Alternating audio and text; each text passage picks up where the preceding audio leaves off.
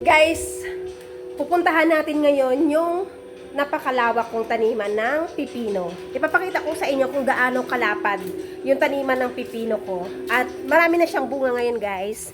Kaya mag-harvest na ako ngayon para matikman ko na yung kauna-unahang i-harvest ko na pipino. So ito yung mga taniman ng pipino ko, guys. Hindi ko alam kung paano nga puntahan mula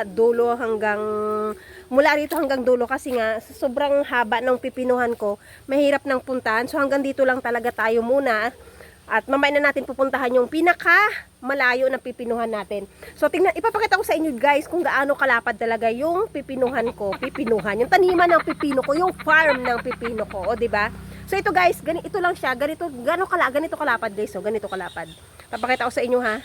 O ayan, guys, ganyan kalapad yung taniman ng pipino ko. Ayan, nakikita nyo yan, guys. Ayan, ganyan kalapad ang taniman ng pipino ko. Yan, wala pa talaga siyang, hindi ko pa nare-ready yung ano niya, yung parang pinakabalag niya. Ito pa lang, poste pa lang yung natatayo kasi wala pang time para ayusin yan. Pero may mga bunga na siya, guys, at mag-harvest na ako ngayon. Yan, nakikita nyo naman yan, di ba?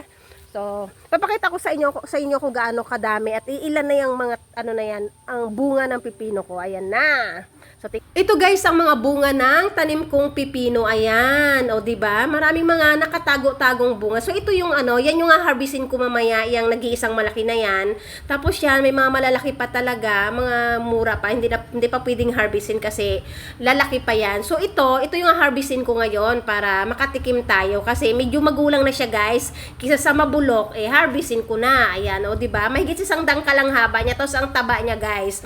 Yung binhi nito, guys, galing pa ng Singapore talaga. So, ito na yung kukunin ko ngayon para makatikim tayo ng pipino salad. Ayan, o di ba? Ang laki-laki.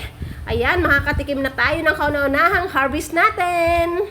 O di ba, guys? Ganito kalapad yung mga taniman ng pipino ko. Ayan, o di ba? Mula dito hanggang doon. Yan yung farm ng pipino ko. Oh, wow! Ibibilangin natin kung ilang puno to.